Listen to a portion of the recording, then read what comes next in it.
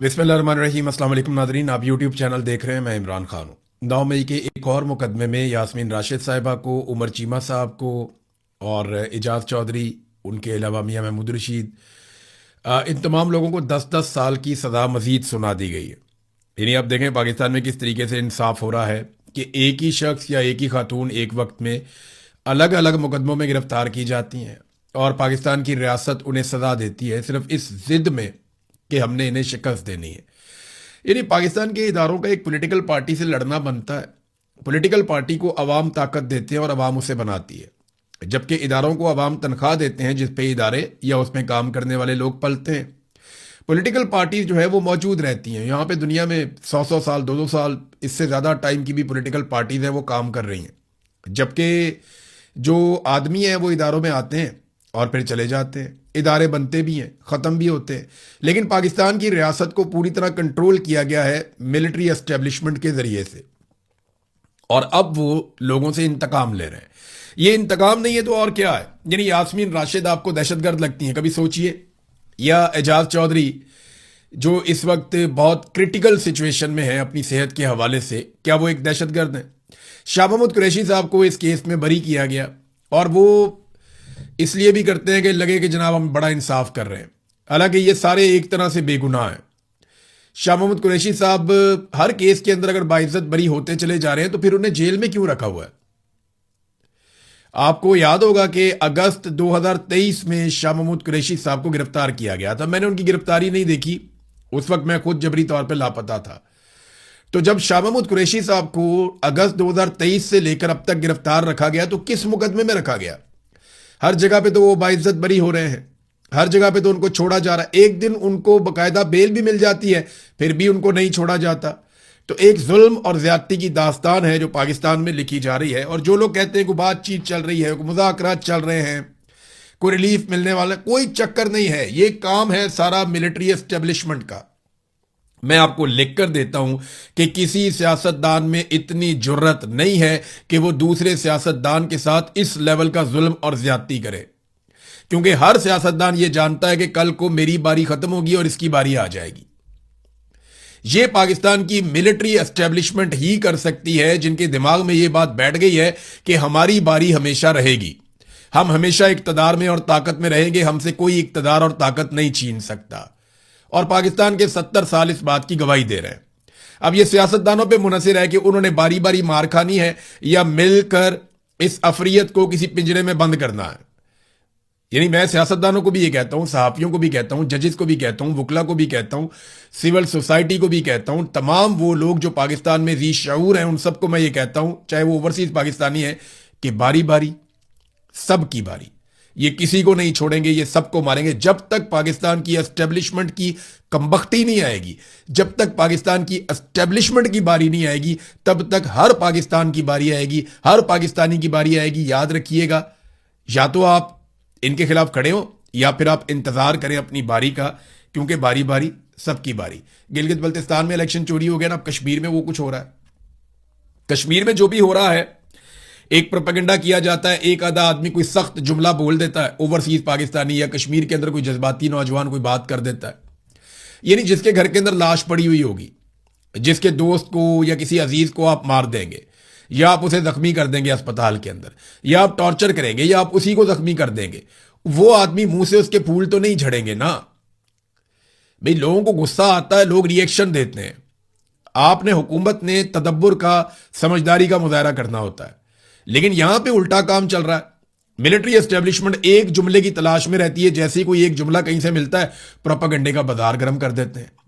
तो फिर मैंने अपनी जिम्मेदारी समझी कि मैं देखूं कश्मीरी वाकई पाकिस्तान को तोड़ना चाहते हैं, क्या वाकई कश्मीरी पाकिस्तान के या पाकिस्तान के इदारों के दुश्मन हो गए, क्या वाकई वो पाकिस्तानी अवाम से नफरत करते हैं, और ये जो प्रोपेगेंडा फैलाया जा रहा है शरपसंद है, ये कौन लोग हैं जो इकट्ठे हो गए हैं? तो मैंने वहां पे एक बड़ा मेहरबान है, मैं उनका नाम नहीं ले सकता, लेकिन उनको मैं सलाम पेश करता हूं। उन्होंने इस माहौल में भी जाके वहां पे काम किया, और जिस तरीके से उन्होंने मुझे ये फुटेज भिजवाई, ये गुमनाम आदमी है, इसका बहुत शुक्रिया। एक दिन आएगा कि मैं सबके सामने भी बताने के काबिल होऊंगा कि ये शख्स है, लेकिन मैं अभी उसकी जान को खतरे में नहीं डाल सकता।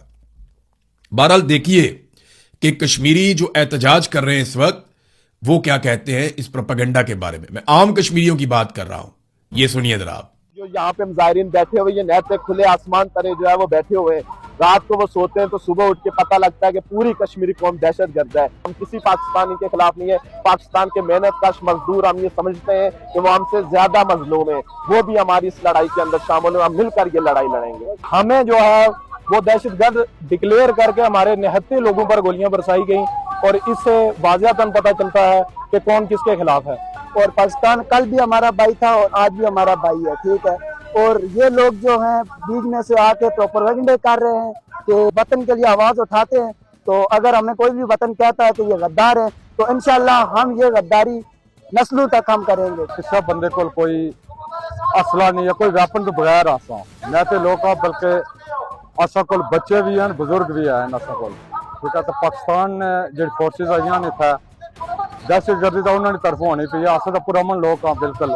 यहाँ के अवाम रियासत पाकिस्तान की सालमियत के खिलाफ बिल्कुल भी नहीं है। पाकिस्तान की तमाम अवाम को हम अपना भाई समझते हैं, हम उनके दुख दर्द के शरीक हैं, वो हमारे दुख दर्द में हमारे शरीक बने, हम उनसे यही मुतालबा करते हैं। हुकूमत पाकिस्तान ने गलत रंग देकर आज़ाद कश्मीर और पाकिस्तान की आवाम को लड़ाने की एक दिनवानी साजिश की है, हम इसकी पुरजोर मजम्मत करते हैं और ये हमारी तहरीक ये आज भी जारी है और कल हमारे बुनियादी हकूक मिलने तक ये हमारी तहरीक जारी रहेगी। पाकिस्तानी हमारे पहले भी भाई थे, आज भी हमारे भाई हैं, उनसे हमारी कोई लड़ाई नहीं है। हमारे हकूक जो हमारी डिमांड है वो अपनी गवर्नमेंट से और हमारी लड़ाई उनके साथ ही है। रोज की बुनियाद पे लोग शहीद हुए हैं, लोगों को जख्मी किया गया है, इस चीज़ के खिलाफ लोग निकले, हमारा साथ दें, हमारी आवाज़। जो अवाम है कश्मीर के वो पाकिस्तान समेत दुनिया भर के अवाम को अपना भाई समझते हैं। हमारी जो लड़ाई है वो लूट मार के इस निज़ाम के खिलाफ है। आवाम के साथ हमारी कोई लड़ाई नहीं है, लड़ाई जो होती है वो हमेशा हुक्मरानों के साथ होती है, आवाम के साथ हमारी क्या लड़ाई है। आवाम अपने हकूक के लिए निकली है और इंशाल्लाह आखिरी जद्दोजहद तक हम सड़कों पे ही मौजूद है। ना पाकिस्तान के किसी इदारे से ना किसी के साथ हमारी कोई दुश्मनी है, ना कोई जंग है, ना हम किसी के खिलाफ हैं, हम लोग एक हैं, हम मुसलमान हैं और मुसलमान ही मुसलमान को आके मार रहे हैं और यहाँ नहते लोगों पे गोलियां चलाई जा रही हैं। खुदा आप लोग भी हमारी आवाज दें। तो नादरीन, आपने आम कश्मीरियों की बात सुनी। आम आदमी की बात वैसे कौन सुनता है पाकिस्तान में? पाकिस्तान की एस्टेब्लिशमेंट का आम आदमी के बारे में रवैया इंतहाई तज़हीक आमेज है। वो बहुत बदतमीजी करते हैं, आम आदमी को ब्लडी सिविलियन वो कहते हैं और उसे समझते ही कुछ नहीं है। यानी हाई ऑक्टेन जो है वो अमीर आदमी का फ्यूल है, उसके ऊपर लेवी पता कितनी कम की है? 214 रुपए उसके ऊपर लेवी कम कर दी है। यानी उसको कितना बड़ा रिलीफ दिया इन्होंने कि जनाब लेवी 214 रुपए कम कर दी हाई ऑक्टेन के ऊपर। जहाज का जो पेट्रोल है वो सस्ता किया, आम आदमी का पेट्रोल महंगा किया। ये पाकिस्तान के अंदर स्टेट ऑफ अफेयर्स है, गवर्नमेंट इस तरीके से चल रही है। और ये टाउट हमें समझाते कि हैं और बयानियां किस तरह बनाते हैं कि जनाब देखें ना, पाकिस्तान के अंदर पेट्रोल अब भी अमेरिका से, बर्तानिया से, पता नहीं कौन कौन से मुल्कों से सस्ता है, वहां पे पेट्रोल ज्यादा महंगा बिकता है। और भाई वहां पे आपने अफोर्डेबिलिटी भी देखनी होती है। एक तो आपने ये देखना होता है वो कितनी दूर से खरीद कर ले जा रहे हैं, फिर आपने ये देखना होता है कि उनके लोगों की फीकस आमदन कितनी है। जितना पैसा एक पाकिस्तानी पूरे महीने में नहीं बना सकता, उतना पैसा यहां पे बर्तानिया में एक आम आदमी, एक मजदूर जो है वो 4 या 6 घंटे काम करके बना लेता है। अगर बर्तानिया में 500 रुपए लीटर या इसके आसपास कहीं पे पेट्रोल की कीमत है या डीजल की कीमत है तो पाकिस्तान से तो ज्यादा ही है, लेकिन सेम टाइम में आपको देखना पड़ेगा कि एक बर्तानिया के अंदर रहने वाला शख्स 5 से 6 हजार रुपए पाकिस्तानी एक घंटे में कमा लेता है पाकिस्तान में किसी की इतनी कमाई? यहां पे तो लोग 2-3 दिन काम ही नहीं करते, जुमे वाले दिन जल्दी चले जाते हैं, हफ्ते एतवार को काम ही नहीं करते, वो पैसे खर्च करते हैं, इनकी इतनी ज्यादा कमाई है। पेट्रोल का खर्चा इनका तो इनको लगता ही नहीं है क्योंकि इनकी कमाई बहुत ज्यादा है। जब आपकी इनकम ज्यादा होती है तो फिर खर्चों की आपको परवाह नहीं होती। अगर आपने पाकिस्तान में लोगों के ऊपर महंगाई का जिन मुसल्लत करना है तो करें, जितना मर्जी करें, लेकिन लोगों की आमदन बढ़ाएं। आमदन बढ़ाने का कोई किसी किस्म का बंदोबस्त नहीं है, इसलिए पाकिस्तान के अंदर लोग ज्यादा इसके खिलाफ आवाज उठाते हैं।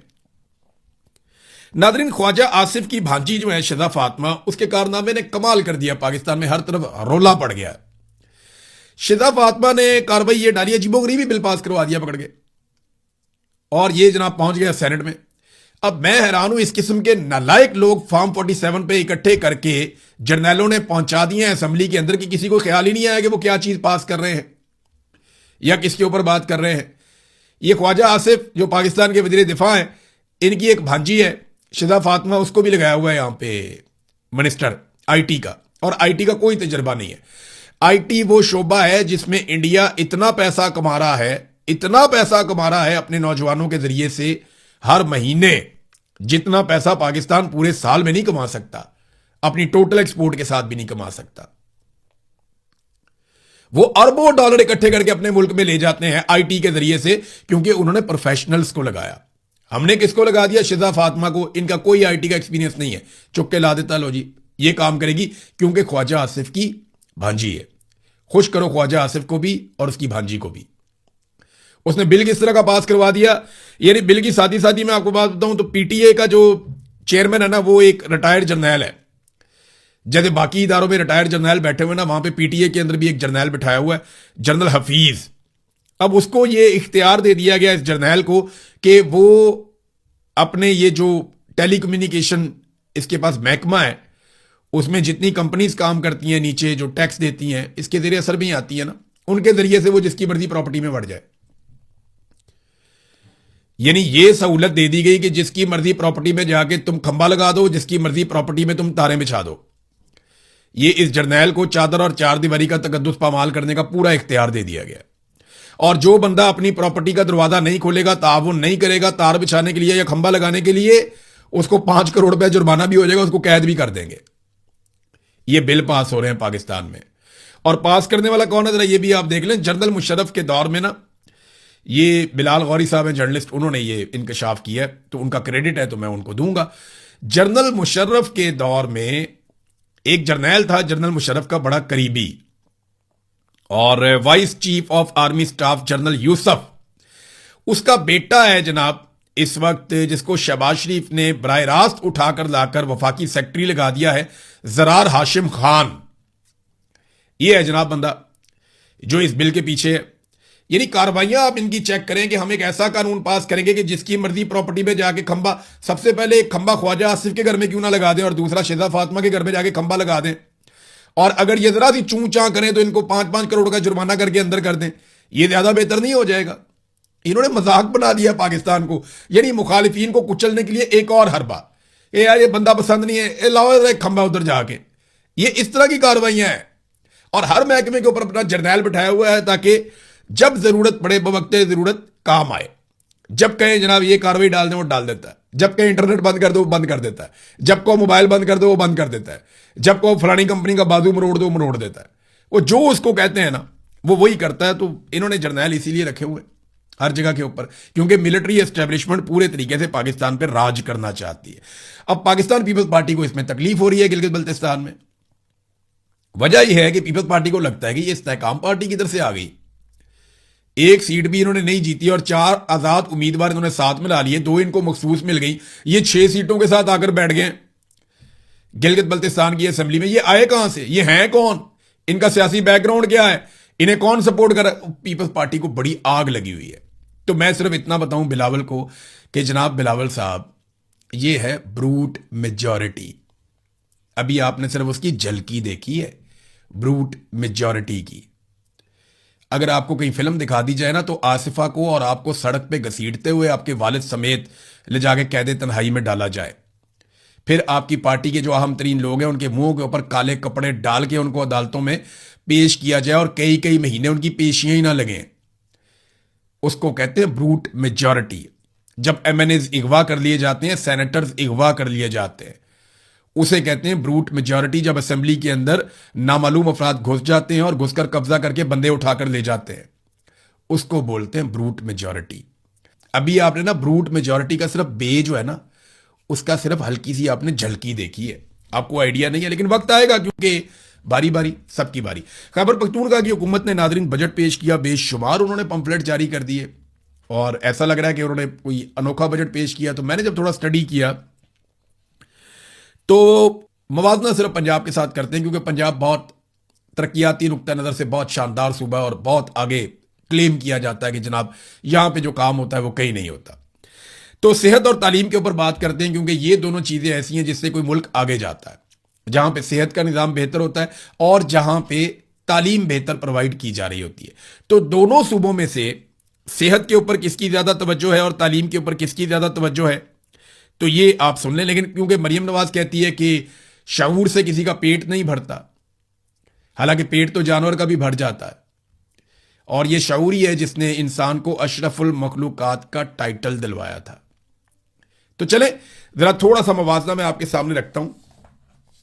صحت اور تعلیم کے حوالے سے جو بجٹ ہے خیبر پختونخوا میں وہ ہے جی 803 ارب، جبکہ صحت اور تعلیم کے حوالے سے جو بجٹ ہے پنجاب میں وہ ہے 1250 ارب. آبادی کا فرق میں آپ کو بتا دیتا ہوں. 13 کروڑ کی آبادی ہے پنجاب کی اور 4 کروڑ کی آبادی ہے خیبر پختونخوا کی. خیبر پختونخوا کا ٹوٹل بجٹ ہے 2170 ارب، جبکہ پنجاب کا 5900 ارب.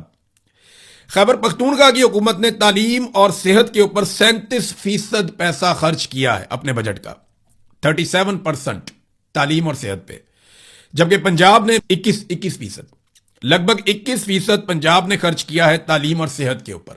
دیکھیں کتنا بڑا فرق ہے، آدھ کا فرق ہے کہ انہوں نے جو پیسہ خرچ کیا. صحت کے اوپر جو فی کس، یعنی ہر آدمی کو صحت کے اوپر پنجاب کیا دے رہا ہے اور ہر آدمی کو صحت کے اوپر خیبر پختونخوا کیا دے رہا ہے یہ بھی سن لیں، کیونکہ آبادی کے اوپر ہی آپ ڈیوائیڈ کریں گے نا.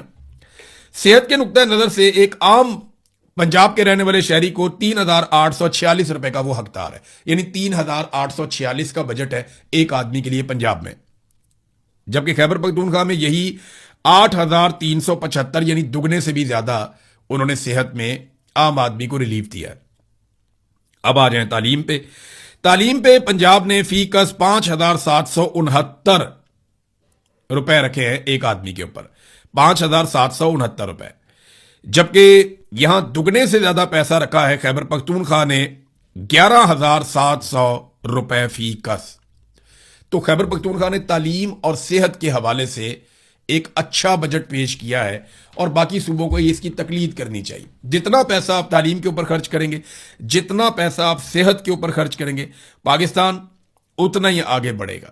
جتنا آپ تعلیم اور صحت میں پیچھے جائیں گے، ملک خدا نہ خواستہ اتنا ہی پیچھے جائے گا. دنیا میں جو قومیں آگے گئی ہیں نا، وہ شعور کے ساتھ گئی، ان کی سیوک سینس بہت اچھی ہے.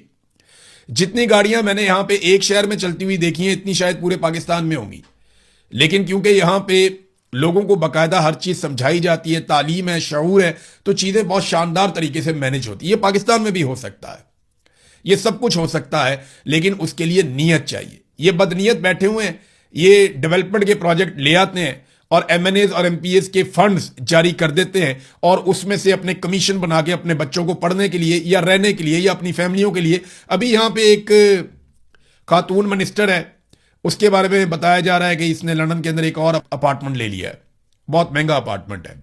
تو دیکھیں نا، ان کی پریورٹی یہ ہے کہ انہوں نے بھاگ جانا ہے پاکستان سے سب نے، اور ہمارا پاکستان ویسے ہی رہ جائے گا جیسا اتنے سالوں سے ہے.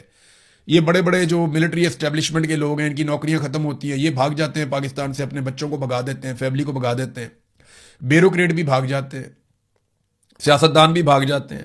سب نے اپنی سیٹنگ باہر رکھی ہوئی ہے، اور ہم پاکستانی جو ہیں وہ یا تو پاکستان کے اندر مرنے کے لیے تو یا پھر در بدر. اب تک کے لیے اتنا ہی. اپنا خیال رکھیے، اپنے چینل کا بھی. اللہ حافظ.